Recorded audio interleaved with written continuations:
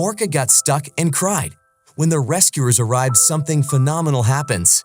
The young orca began to cry for help as it was trapped in a pile of rocks. But luckily, rescuers arrived and did an amazing job. Well, seeing an orca on dry land would be the last place you would expect, but that's what Eric Keane found when investigating strange sounds while he was sailing the seas around British Columbia. July 22, 2015, is the day that this heartbreaking event occurs, as the rescuers found that she was calling out from land. The researcher Eric Keane was aboard his vessel, the SV Bangarang. On the shore of Andrew Rocks, he heard some distressing cries from a small outcropping of jagged stone. While conducting a study of fin whales, he found that a young orca was in trouble because she was stuck between sharp rocks increasingly out of the water.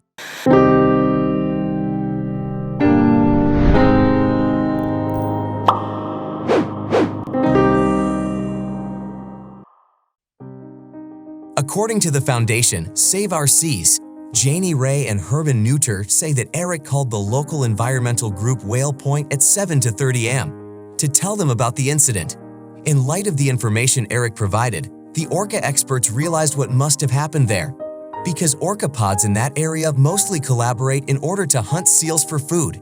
In this, some orcas chase the seals towards shore, and some of them patiently wait to spring the trap. It is very likely as the tide went out, this young orca miscalculated her position, and she got into shallower water until she was unable to free herself from where she lay wedged between the rocks.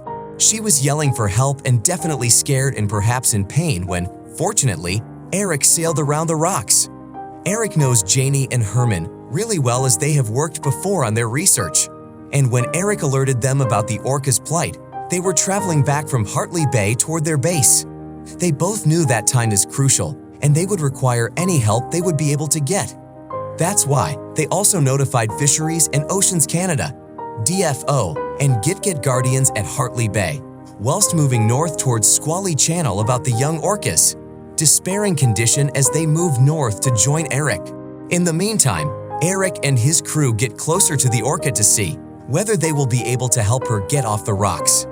In order to prevent scaring her and possibly injuring herself while trying to escape, they didn't get closer to her at first.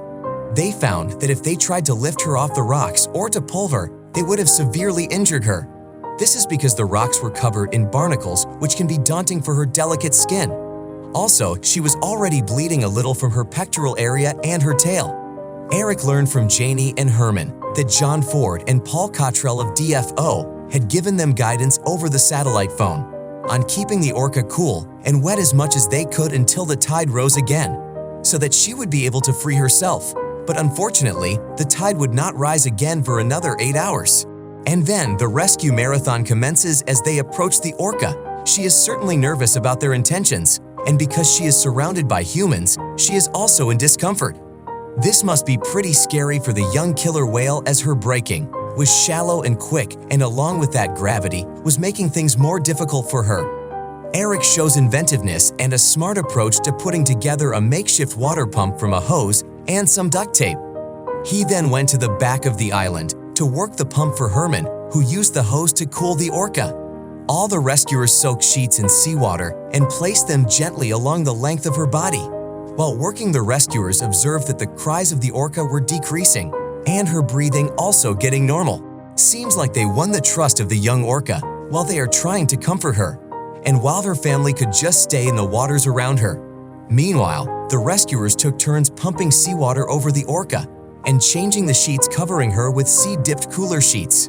During this operation, they also observed that the orca calf's dorsal started drowning, so they used the pillowcase from Eric's boat to wet it with seawater and cover the fin. Luckily, all morning the weather had been gray and overcast, but the cloud cover dispersed at noon, and the heat of the day started in earnest as the sun rose. All the rescuers worked tirelessly in order to keep her cool and wet by working in shifts. With that, they gently took care of the young orca as if she had a fever by replacing the drier, warmer coverings with cooler ones. All of the time, the pump was continuously drenching her with seawater in order to prevent her from drying out.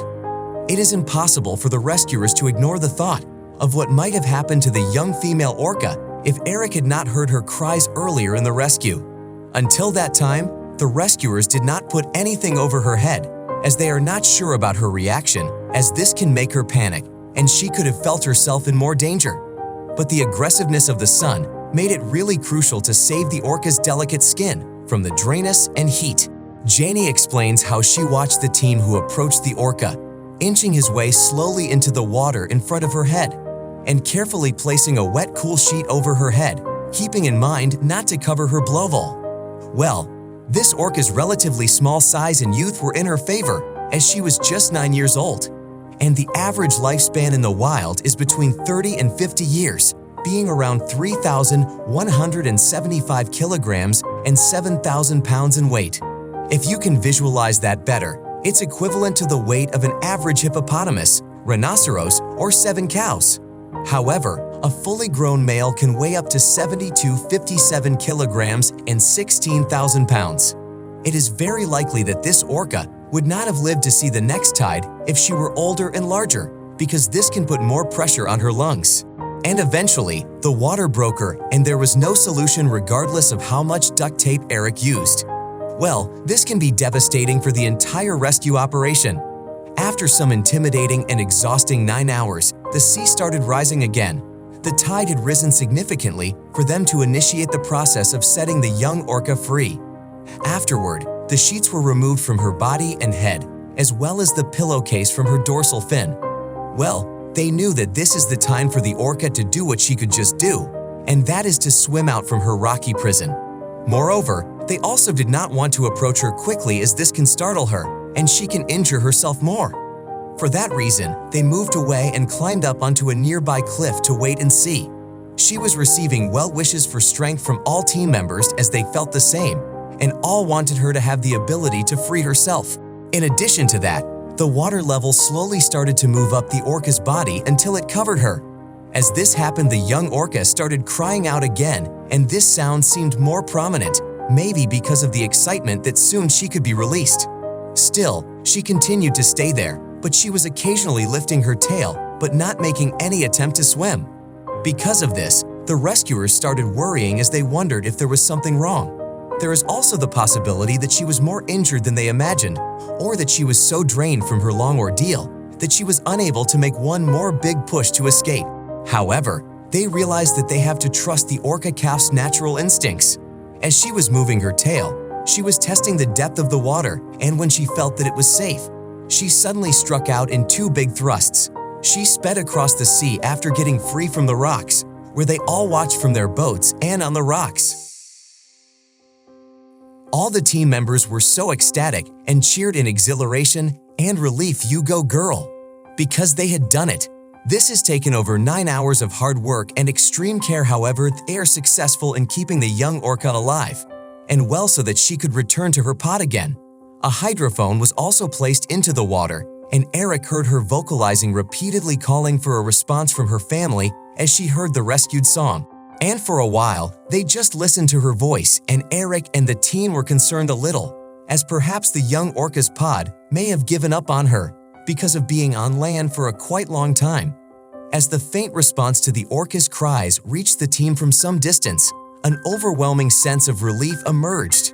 The young orca evidently heard the response from her pod, and she started swimming quickly in the thrill and joy of relief in the direction of their transient calls.